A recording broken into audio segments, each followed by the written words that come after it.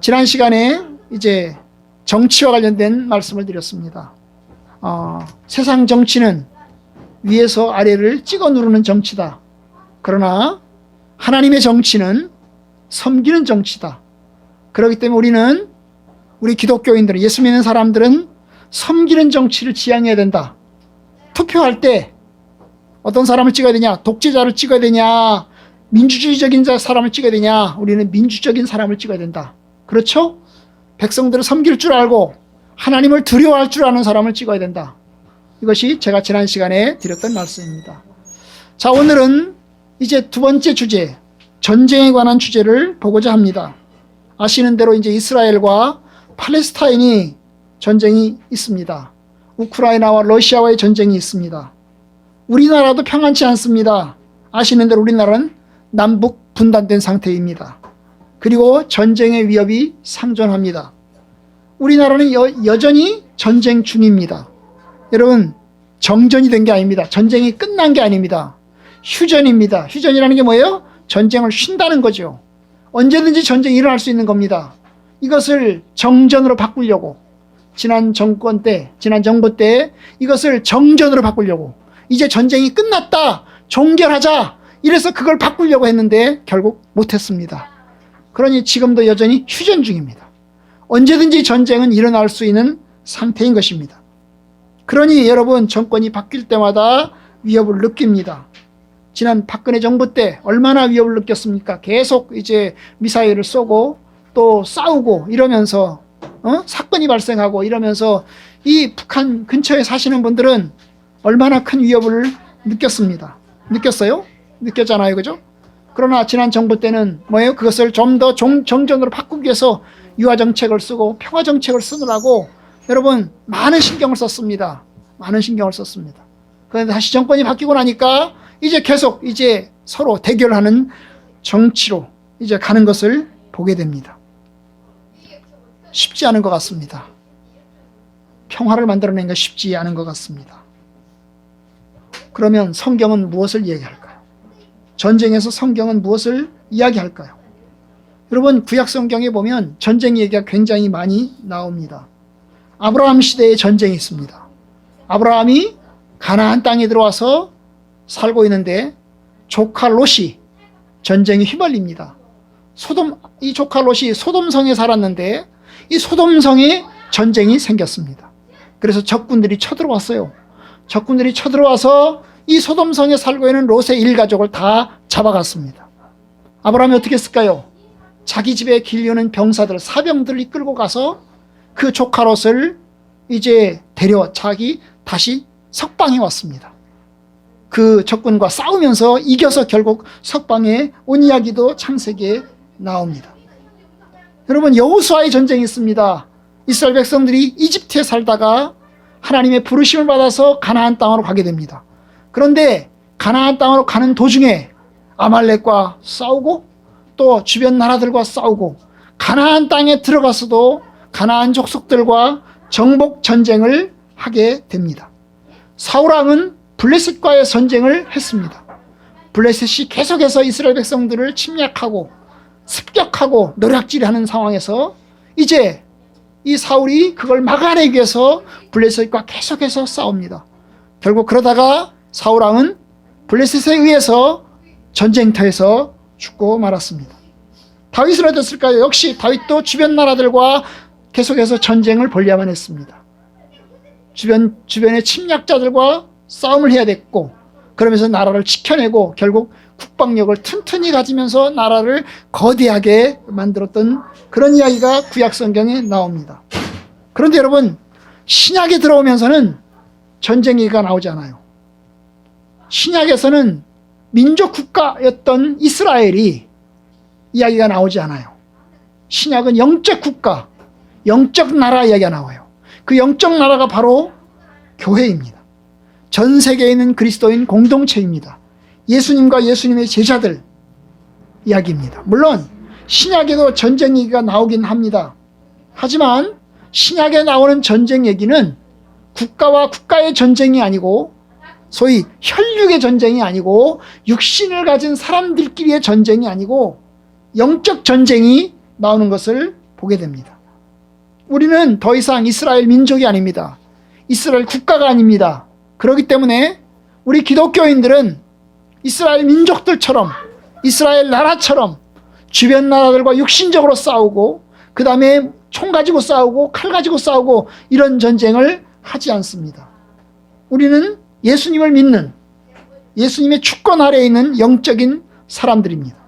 그렇기 때문에 우리는 육적인 전쟁을 하지 않습니다. 그런데 우리는 영적인 전쟁을 합니다. 오늘 말씀을 보면 에베소서 6장을 보시면, 6장에 보면 이제 전쟁 얘기가 나오는 것을 볼 수 있습니다. 에베소 6장 12절, 우리의 씨름은 혈과 육을 상대로 하는 것이 아니요. 여기서 씨름이라고 그랬지만 번역을 씨름이라고 번역하지 말고 전쟁이라고 번역을 해야 됩니다. 여러분, 씨름이라고 하는 것은 뭡니까? 삿바 들고 이렇게 하는 거잖아요. 그죠? 씨름판에서 하는 거잖아요. 근데 이게 번역이 조금 문제가 있어요. 이걸 뭐라고 번역해야 돼요? 전쟁이라고 번역해야 돼요. 우리의 전쟁은 혈과 육을 상대로 하는 전쟁이 아니고, 사람을 상대로 싸우는 전쟁이 아니고, 혈과 육이라는 건 사람을 얘기하는 겁니다. 사람을 상대로 해서 싸우는 전쟁이 아니고, 누구라고요? 통치자들과 권세들과 이 세상의 세상 주관자들과 하늘에 있는 악의 영들을 상대로 하는 전쟁입니다. 우리의 전쟁은 어떤 전쟁이라고요? 영적 전쟁이라는 것입니다. 여기서 말하는 통치자들, 권세들, 이게 세상 권력자들 얘기하는 게 아닙니다. 세상 권력자들 뒤에 있는 누구? 마귀에 대한 전쟁인 것입니다. 영적인 세력, 하늘의 세력, 하늘의 통치자, 하늘의 권세자, 이 세상을 통치하고 있는 그 마귀의 세력들과 싸우는 전쟁입니다. 하늘에 있는 악의 영들을 상대로 하는 전쟁이라 그 말입니다. 그렇기 때문에 우리는 뭘 해야 됩니까? 13절, 하나님의 전신 갑주를 취하라. 이 하나님의 전신 갑주가 우리가 무기입니다. 우리의 무기. 우리의 무기 뭐겠어요? 총, 칼, 미사일 이런 겁니까? 여러분, 마귀를 상대로 해서 총이 필요합니까? 마귀를 상대로 해서 칼이 필요합니까? 마귀를 상대로 미사일이 필요합니까? 그런 거 필요 없습니다. 그럼 뭐가 필요하죠? 14절에 보면 무기의 종류가 나옵니다. 우리가 가져야 될 무기의 종류가 나옵니다. 그런즉 서서 진리로 너희의 허리띠를 띠고, 뭐가 필요하다고요? 진리가 필요하다는 거예요. 진리가. 여러분, 허리띠인데 무슨 허리띠가 필요해요? 진리가 필요해요. 진리의 허리띠. 진리가 우리를 지켜준다는 거예요. 우리를 진리가 단단히 고정시켜야 된다는 거예요. 의의 호심경을 붙이고, 이 호심경이라는 게 가슴을 지켜주는 방패입니다. 가슴을 지켜주는 방패. 그런데 뭐가 우리를 지켜준다고요? 의가 지켜준다는 거예요. 의의 호심경. 심장을 뭘로 지킨다고요? 의로 지킨다고요. 여러분, 하나님 앞에 하나님의 의를 가지면 여러분, 우리가 살아갈 수 있습니다. 바로 그 얘기하는 거예요. 마귀가 우리를 공격할 때에 우리가 의를 가지면 마귀가 우리를 죽이지 못한다는 것입니다. 우리가 죄 가운데 있으면 우리가 마귀에 끌려갑니다. 그런데 의가 있으면 마귀가 우리를 공격하다가도 결국 뭐예요? 공격 못하고 물러간다는 거예요. 평안의 복음이 준비한 것으로 신을 신고, 여러분, 신발이 뭐가 필요하다는 거예요? 가죽 신발이 필요하다는 겁니까? 가죽 신발? 워커? 아니에요. 뭐예요? 평안의 복음이 준비한 것으로 이제 우리가 이제 신발을 신는 것입니다. 그리고 또 뭐가 필요해요? 16절, 이 모든 것 위에 믿음의 방패. 뭐가 필요하다고요? 믿음의 방패가 필요하다는 거예요.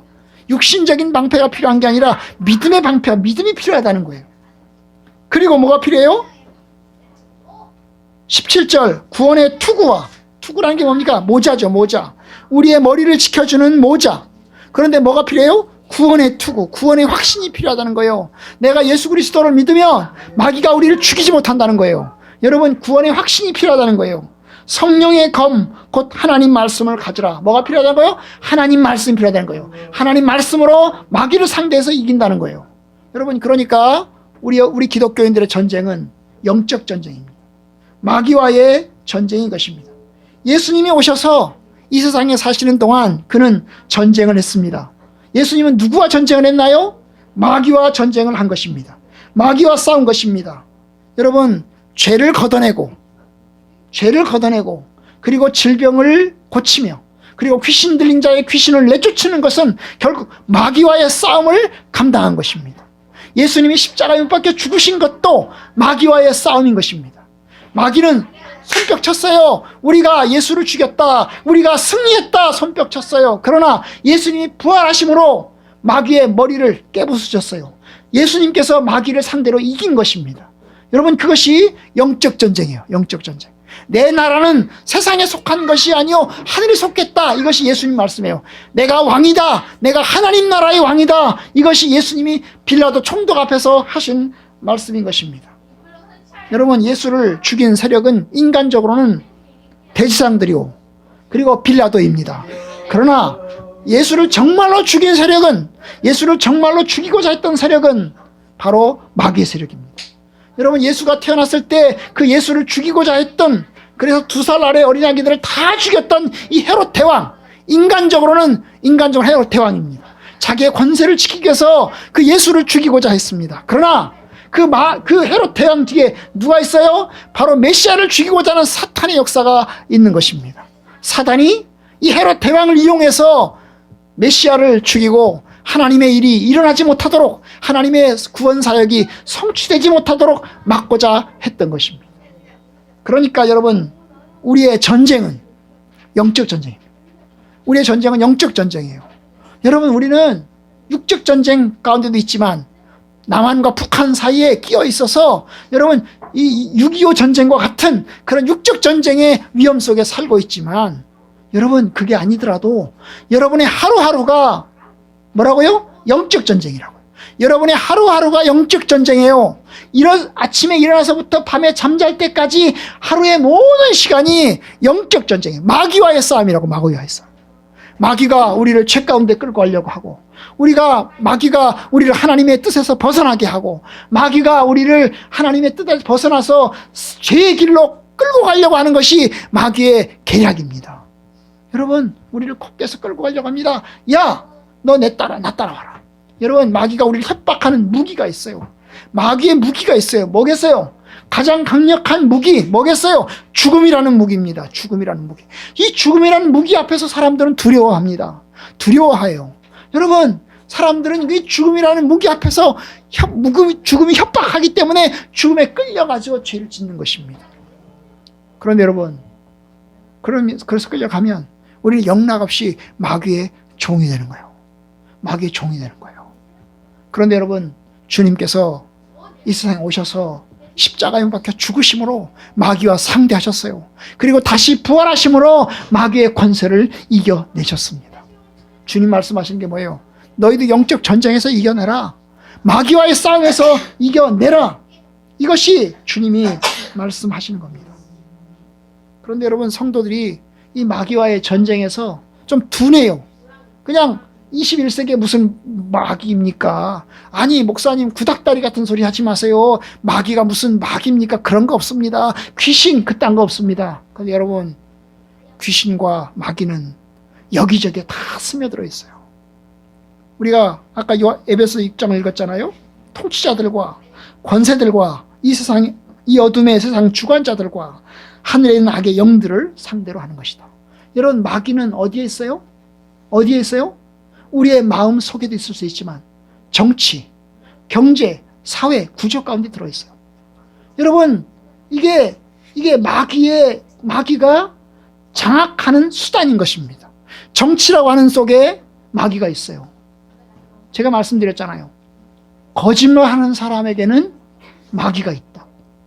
거짓말하는 사람에게는 마귀가 있어요. 여러분, 거짓말을 밥 먹듯이 하는 사람이 있어요. 여러분, 거짓말을 밥 먹듯이 하는 사람은 그 사람의 습관이 아닙니다.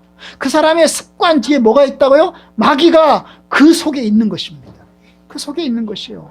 여러분, 미움이라는 것이 있어요. 이 미움이라는 것을 통해서 마귀는 우리를 지배합니다. 여러분, 사람들을 끊임없이 미워하게 하고 분노하게 하는 그 뒤에는 뭐가 있다고요? 마귀가 있다고요. 마귀가 있어요.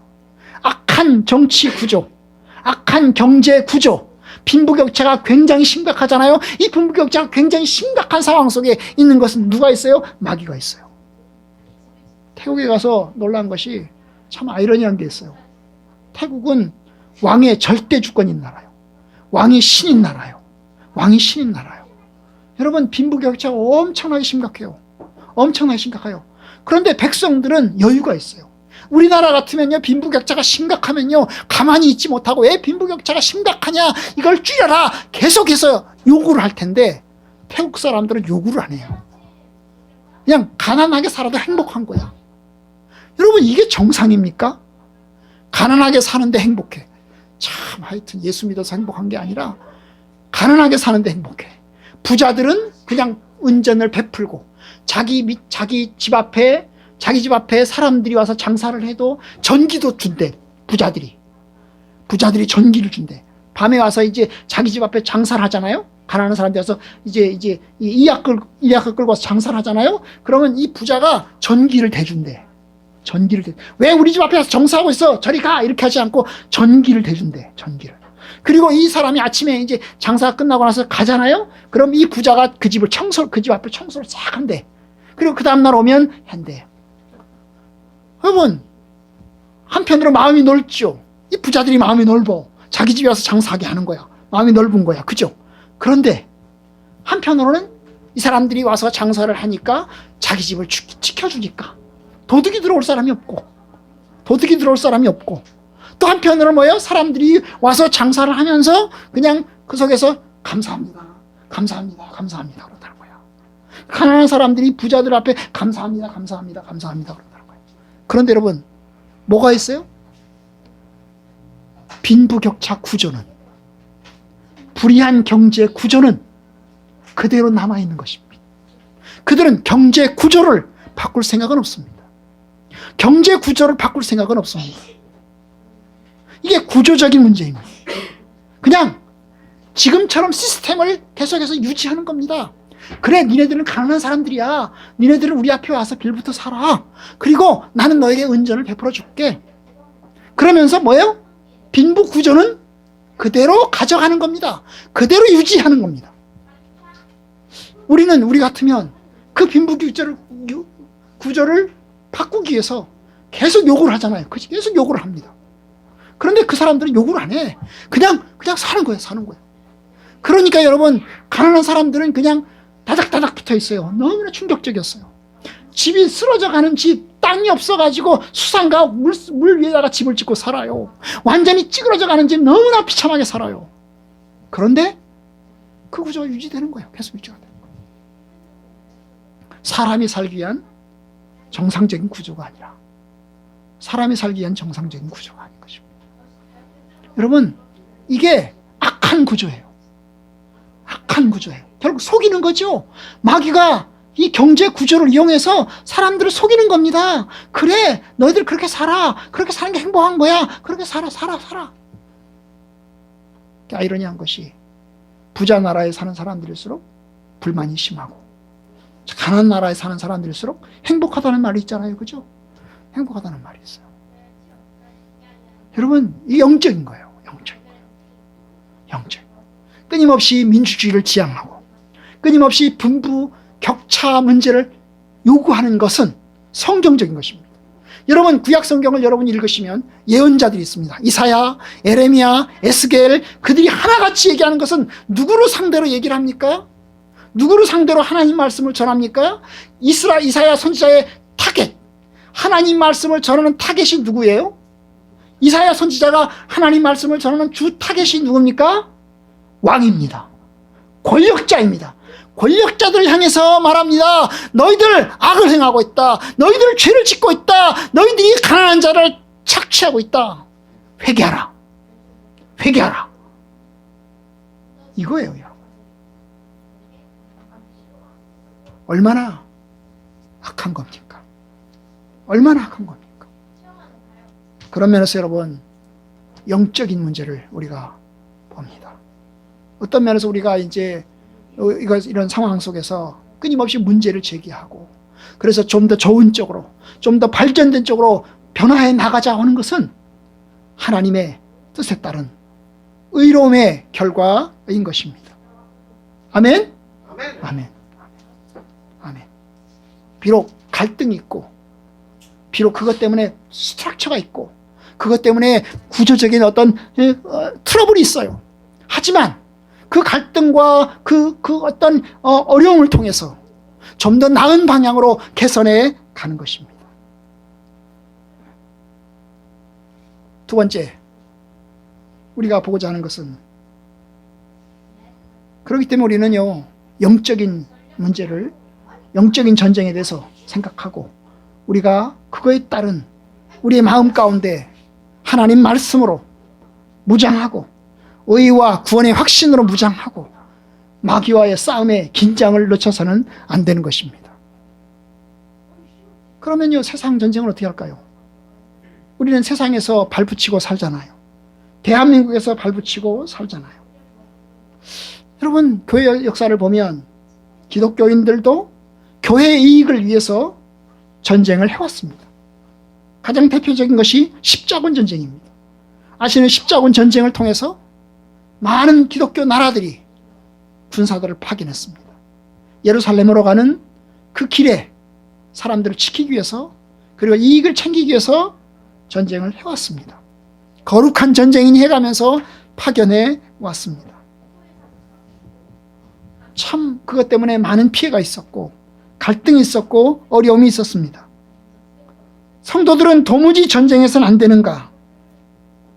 오늘 말씀에 보면, 누가복음을 보시면 우리가 읽은 말씀 가운데 누가복음 22장의 말씀을 보면 주님께서 제자들에게 이야기를 합니다. 검 없는 자는 겉옷을 팔아서 검을 사라. 검이 뭐예요? 칼이죠. 무기입니다. 너희들 이제까지는 무기가 없이 다녔다. 너희들 이제까지는 칼 없이 다녔다. 그러나 너희들이 이제 검이 없는 사람은 검을 사라. 칼을 사라. 칼을 사라. 여러분, 그러자 제자들이 이야기합니다. 예수님, 우리가 검 2개 여기 있습니다. 칼 2개 여기 있습니다. 제자들이 칼을 들고 다닌 것입니다. 아니, 예수님의 제자들이 칼을 들고 다닌 거예요. 칼을 들고.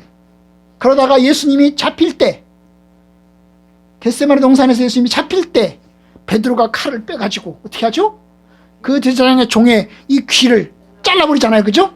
탁 잘라버리잖아요. 귀를 잘라버리잖아요. 이게 도대체 무슨 말입니까? 아니, 도대체 장난감 칼을 들고 다니는 것도 아니고, 사용하지 않는 칼을 들고 다니는 것도 아니고, 아니 그냥 과일 깎아먹는 칼을 들고 다니는 것도 아니고, 무슨 칼이에요? 자기를 지키고 보호하기 위한 칼이죠. 이 칼은 사람을 죽일 수도 있고, 이 칼은 사람에게 피해를 줄 수도 있는 칼입니다. 그런데 주님은 그 칼을 가지라고 이야기합니다.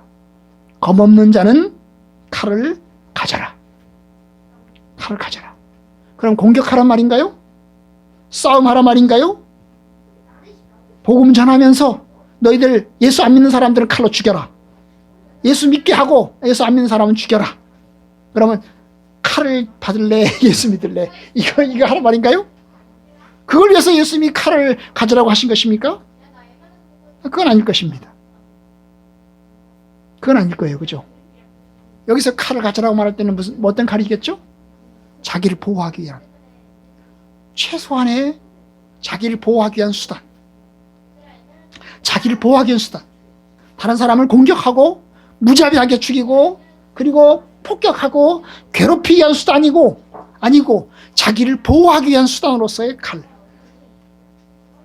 그런데 예수님이 잡히자 베드로가 칼로 예수님을 잡으러 왔던 사람들 중에 한 사람의 귀를 잘라버립니다. 그때 예수님 말씀하십니다. 오늘 읽었던 세 번째 말씀, 마태복음 26장 52절. 내 칼을 도로 칼집에 넣어라. 아니, 칼을 가지라고 하신 예수님. 칼을 가지라고 하신 예수님. 그러면 예수님이 잡혀가실 때 칼로 예수님 보호하는 게 맞잖아요. 그런데 주님 말씀하십니다. 칼을로 집어넣어라. 그리고 칼을 가지는 자는, 칼을 사용하는 자는 칼로 망하느니라. 결국 칼을 가지라고 하시면서도 함부로 칼을 휘두르는 것은 찬성하지 않는 것입니다. 칼을 칼을 사용해야 되지만 칼을 함부로 사용해서 그걸로 다른 사람을 공격하고 위해를 가하는 것은 옳지 않다는 것을 주님께서 말씀하시는 겁니다. 그러니까 이 칼은 강탈하는 칼이 아니고, 공격하는 칼이 아니고, 정복하기 위한 칼이 아니고, 방어를 위한 최소한의 무기인 것입니다. 여러분, 전쟁은 어떨까요? 이 전쟁은 할 수 있을까요? 할 수 있습니다. 하지만 불가피하게 전쟁할 수 있습니다. 하지만 그것은 공격하는 전쟁이 아니고 죽이는 전쟁이어서는 안 되는 것입니다. 강탈하는 전쟁이 아니고 방어하는 전쟁이어야 하는 것입니다. 성도들은 그런 면에서 방어하는 전쟁에 참여할 수 있습니다. 그럼 방어하는 전쟁에서 성도들은 상대편을 죽일 수 있을까요? 상대편을 죽일 수 있을까요? 상대편을 죽여야 할까요? 제가 본 어떤 영화에는 여호와 증인입니다. 여호와 증인인데 미국 영화인데요. 여호와 증인인데 여호와 증인 이제 교인이 있죠. 근데 여호와 증인은 원래 군대를 거부합니다. 그 집총을 거부합니다. 총을 드는 것을 거부합니다. 그런데 이 친구, 미국은 의무로 군대 가는 나라가 아니죠. 그런데 이 여호와 증인 이 친구는 자기 마을에 많은 젊은이들이 나가서 죽어 돌아오니까 자기 마을에 자기 친구들이 전쟁터에 나가서 죽어서 돌아오니까 어떻게 해요? 자기도 군대 가야 되겠다고 마음먹은 거죠. 그래서 자기를 군대 가겠다고 자기가 이제 선제 지원을 했어요. 군대 지원을 했습니다. 여호와 증인인데. 원래 여호와 증인은 군대 지원을 하지 않습니다. 그런데 이 친구는 군대 지원을 했어요. 그럼 군대 지원을 하면 훈련소에서 훈련을 받아야 하잖아요. 훈련을 받아야 되는데 훈련에서 뭐가 들어가요? 총을 들어야 되는 거예요. 총을 들어서 사격 연습도 해야 되고 총을 들어서 뭔가를 해야 되는 거예요. 그런데 자기는 군대 지원을 하긴 하지만 나는 총을 들진 않겠다는 거예요. 그래서 총을 들지 않겠다는 거예요. 총을 들지 않아요. 자기는 의무병이 되겠다는 거예요. 의무병이 되겠다는 거예요. 그러니 내가 군대 지원해서 내가 군인으로 지원하겠다. 그리고 사람들을 살리겠다. 그 대신 자기를 의무병으로 써달라. 이렇게 요구를 한 것입니다. 그런데 총을 들라는 거예요. 총을 들고서 사격 연습도 해야 되고 총을 들으라는 거예요. 훈련소에서 훈련을 마쳐야 그 다음 의무병으로 집어넣어주잖아요. 근데 훈련소에서 있는 동안은 총을 들긴 들어야지, 한 번은 들어야잖아요. 이걸 거부하는 거예요. 그러니 계속 두들겨 맞아요. 상관들로부터 두들겨 맞아요. 계속 두들겨 맞아요. 총을 들으라고. 못 들겠다고. 집에 가. 그러면 집에 가라고. 집에 가라고. 너 군대 있지 말고 그냥 집에 가라고. 그래요. 집에 안 가겠다고. 나 계속해서 지키겠다고. 자기가 내 동료들을 살리는 일을 하게 할 수 있게 해달라고. 결국 이제 마지막에 결국 이제 허락을 합니다. 허락을 해서 이제 의무병으로 훈련소에서 총 들고 사격하는 훈련 면제받고 그 다음에 들어가서 말하자면 의무병으로 이제 복무를 하는 그런 영화였습니다. 제가 읽으면서 우리 기독교인들 어디까지 할 수 있을까? 내가 총을 들고 훈련소에서 사격 연습을 하고 그 다음에 입대를 해서 군대에 들어가면 이제 필시 전쟁이 일어나면 싸워야 될 일이 있을 거고 사람을 죽여야 될 일이 상대편 적군을 향해서 총을 난사해야 되는 쏴야 되는 그런 일을 할 수 있을 텐데 과연 우리가 어디까지 할 수 있을까를 생각했어요. 여러분, 저는 말씀드립니다.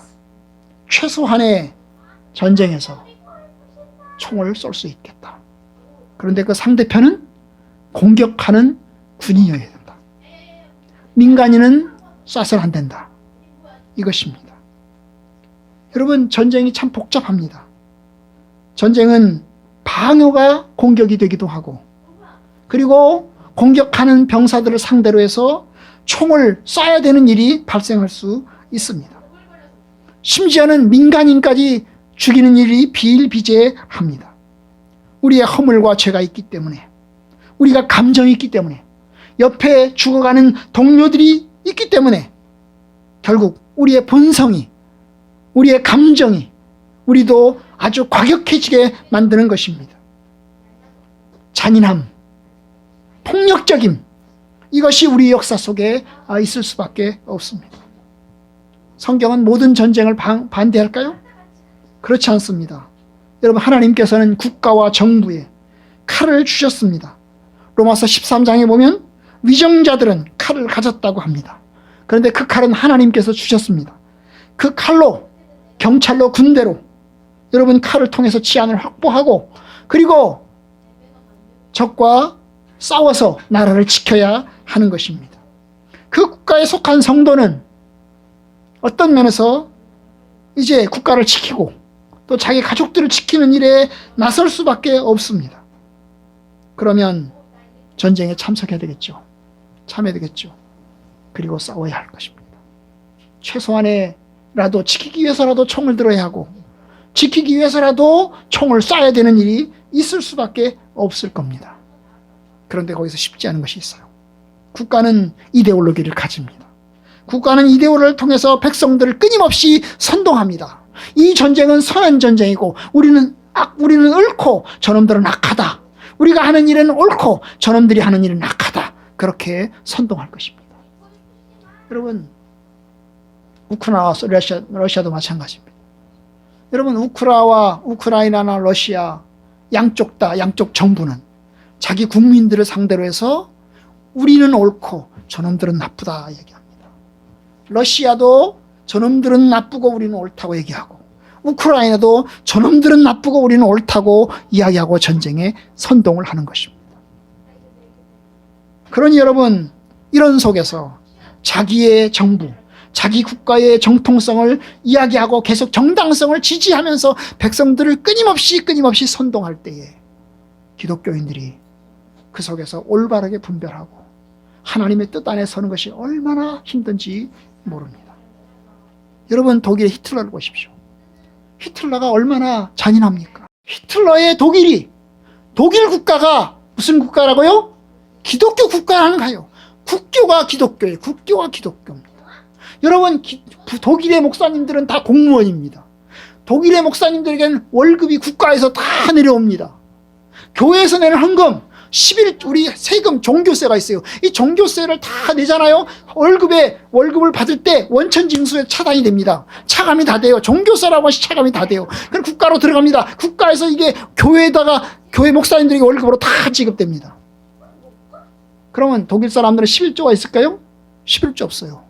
왜요? 이미 종교세로 11조를 다 내는 겁니다. 그러면 성도들이 헌금을 내나요? 헌금 내지요. 뭘 낼까요? 감사헌금, 주정헌금 이런 건 냅니다. 그건 자발적으로 내는 거잖아요. 그죠? 의무적으로 내는 11조는 국가에서 다 걷어갑니다. 그런데 이 감사헌금은 냅니다. 그럼 그 감사헌금으로 교회는 뭘 할까요? 감사헌금 교회는 뭘 할까요? 그 교회 최소한의 운영을 하는 것입니다. 운영하는 거예요. 교회 수리비 다 국가에서 내려옵니다. 그런데 여러분, 히틀러의 기독교,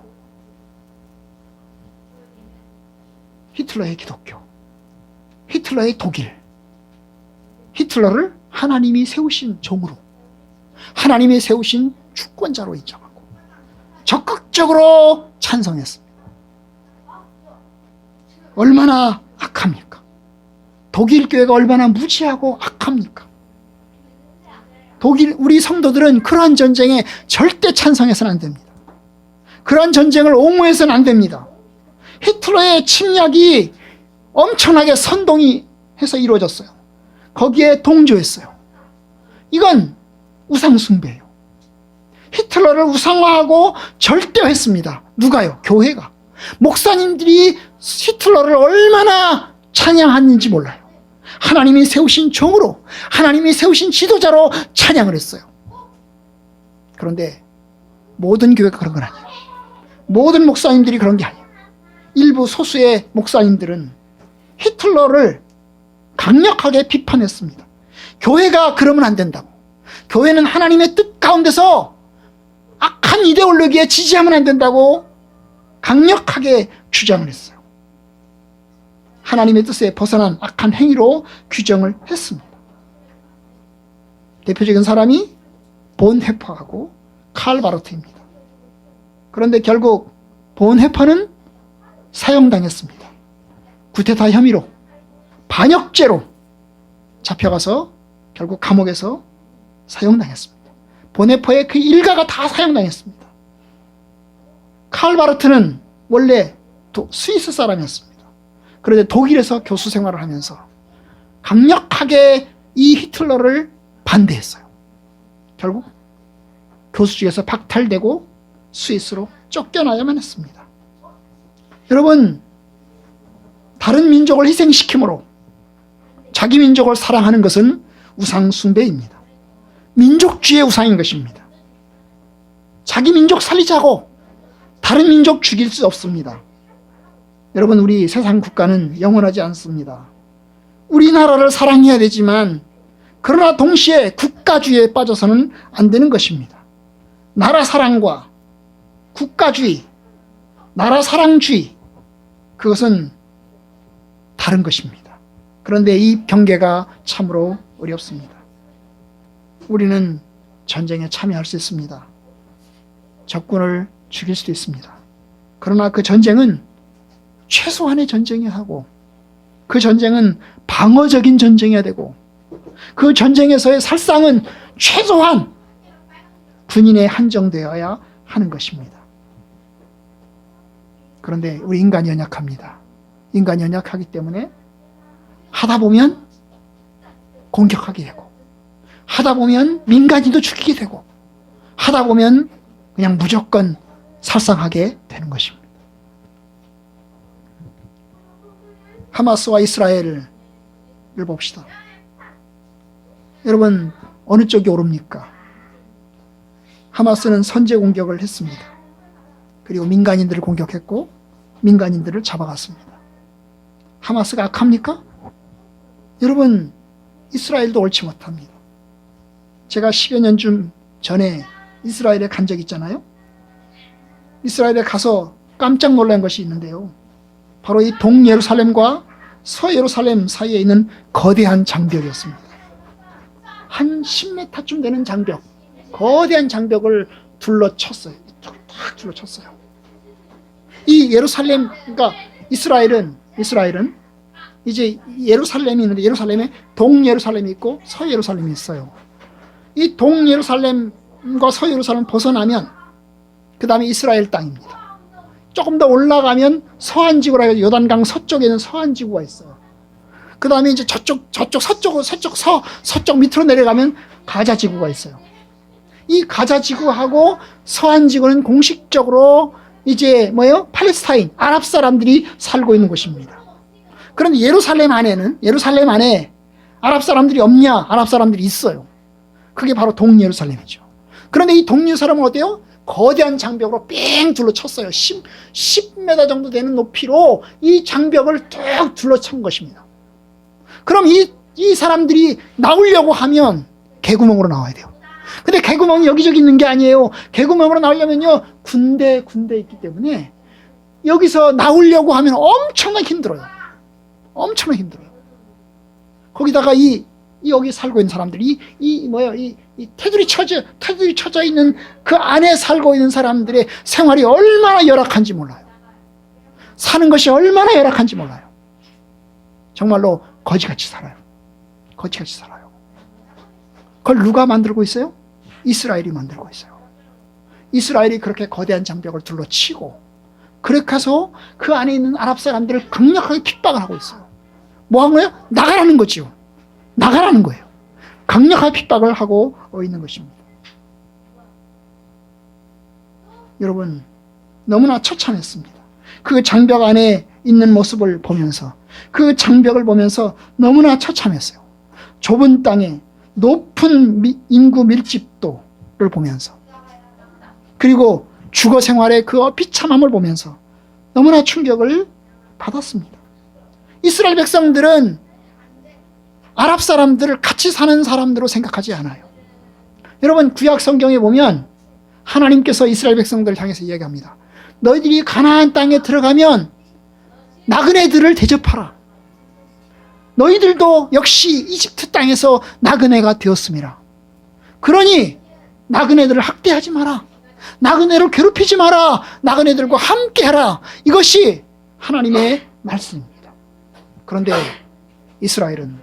현대 이스라엘은 같이 있는 아랍 사람들을 엄청나게 핍박하고 엄청나게 괴롭히고 엄청나게 닫아걸고 있는 거예요. 닫아걸고 있는 것입니다. 그러니 아랍 사람들의 감정이 좋겠어요? 이스라엘에 대한 감정이 좋겠어요? 좋지 않죠. 좋지 않죠. 그러니 이것이 하마스의 분노로 나타나는 것입니다. 하마스의 분노로 나타나는 것입니다. 분명히 하마스가 선제 공격을 했기 때문에 옳지 않아요. 그리고 또한 민간인들을 공격했고 잡아갔기 때문에 옳지 않아요. 그러나 역시 이스라엘 역시 옳지 않습니다. 나그네를 대접하는 하나님 말씀을 어기고 오히려 괴롭히고 폭격하고 있는 것입니다. 여러분, 가자 지구에 살고 있는 사람들이 다 이슬람 사람들인가요? 가자 지구에 살고 있는 사람들이 다 이슬람 사람인가요? 아랍 사람들은 다 이스라엘 사람인가요? 아랍 사람들은 이스마엘 후손이라고 합니다. 이스마엘 후손이에요. 여러분, 이스라엘은 아브라함의 후손이라고 합니다. 아니죠, 이삭의 후손이라고 합니다. 근데 사실 그들은 다 누구의 후손이에요? 아브라함의 후손이에요. 아브라함의 첫 번째 아들인 이 이스마엘의 후손, 그리고 아브라함의 두 번째 아들인 이삭의 후손, 그들이 아랍과 이스라엘인 것입니다. 그런 같은 조상이에요. 같은 조상. 같은 조상이에요. 그런데 여러분, 그들은 하나님의 뜻 안에서 함께 지낼 필요가 있는 것입니다. 그런데 그들은 서로 적대하고 공격합니다. 이스라엘도 악한 거예요. 이스라엘도 악한 것입니다. 그러니 옳지 않습니다. 아까 말씀드렸잖아요. 아랍 사람들이 다 이슬람일까요? 아니에요. 아랍 사람들 중에서도 예수 그리스도를 믿고 하나님을 경외하는 사람들이 있어요. 아랍의 기독교 인구가 몇 프로라고요? 6%. 6%의 사람들이 예수 믿는 사람들이에요. 여러분, 이번에 가자 지구에 무슨 교회를 폭격했어요. 교회를 폭격해가지고 교회에 숨어있던 사람들이 죽었어요. 이스라엘이 폭격했거든요. 교회를 폭격했어요. 교회가 무슨 교회일까요? 히랍정 교회입니다. 히랍정 교회. 이슬람 교회가 아니고 히랍정 교회. 그 히랍정 교회가 뭐예요? 넓은 의미에서 말하면 기독교인 것입니다. 여러분, 기독교는 지금 크게 세 개가 있어요. 첫 번째, 히랍정 교회. 이 히랍정 교회는 동방교회입니다. 주로 러시아, 그 다음에 저쪽 유고슬라비아, 그 다음에 이쪽 이제 이 동그라파 쪽이 다 히랍정 교회. 동그라파 교회가. 그 다음에 두 번째, 천주교. 로마를 중심으로 이루어지는 천주교. 세 번째가 뭐예요? 유럽과 그 다음에 여기저기를 퍼져 있는 개신교. 세 개가 다 넓은 의미에서 기독교인 것입니다. 히랍정교회, 그 다음에 천주교, 개신교, 넓은 의미에서 기독교인 것입니다. 그런데 그 히랍정교회를, 가자지구에 있는 히랍정교회를 폭격해가지고 거기에 숨어있던 사람 민간인들을 죽였어요. 얼마나 악합니까? 얼마나 악해요. 물론 민간인들 도망가라, 민간인 거기 있지 마라, 우리가 폭격할 때니까 있지 마라 라고 얘기했어요. 계속 얘기했어요. 그러나 그들은 갈 데가 없어요. 가자지구에 살고 있는 사람들이 갈 데가 어디 있습니까? 피하라고 그랬어요. 어디를 피한단 말입니까? 피할 데가 없어요. 왜냐? 가자지구 바로 밑에가 이집트인데 이집트 국경이 이집트에서 막고 있어요. 내려오지 못하도록 막고 있다고요.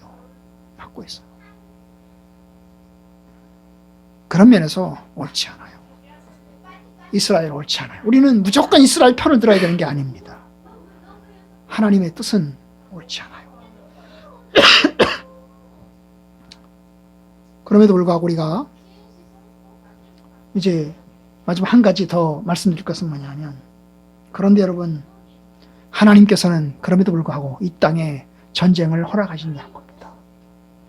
우리가 전쟁이 없는 세상에 살고 싶은데 하나님은 전쟁을 허락하십니다. 전쟁이 일어나게 하십니다. 그 전쟁을 통해서 때로는 악의 세력을 심판하시기도 하고, 그 전쟁을 통해서 성도들에게 고난을 주시기도 합니다. 아브라함의 조카 롯이 소돔성에 살다가 적군의 침입을 받아서 전쟁에 휘말립니다.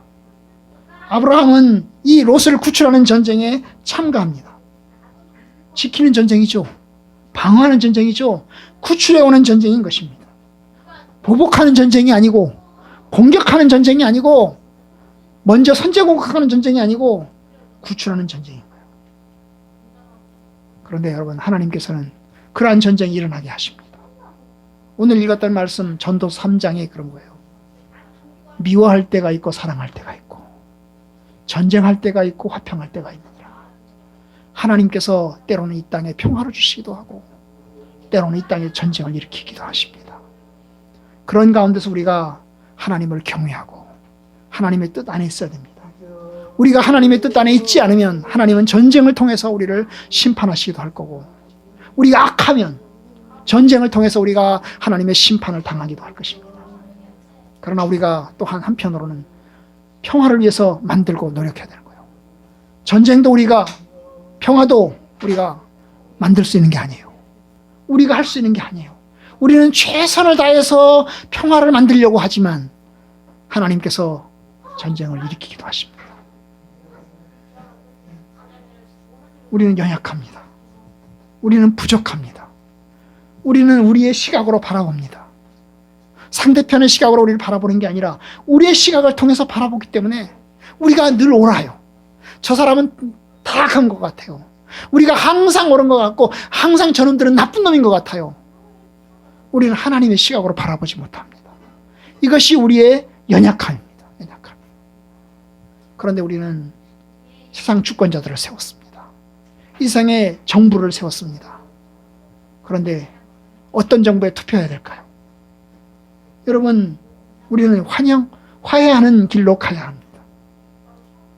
전쟁이 옳다고 생각하고 전쟁을 위해서 추진하는 그런 세력에는 투표해서는 안 됩니다. 오히려 민주주의를 발전시키기 위해서 힘쓰고 평화를 힘쓰는 세력에게 우리는 정당에게 투표를 해야 합니다. 하나님은 분명히 폭력을 일으키기도 하고 전쟁을 일으키기도 하십니다.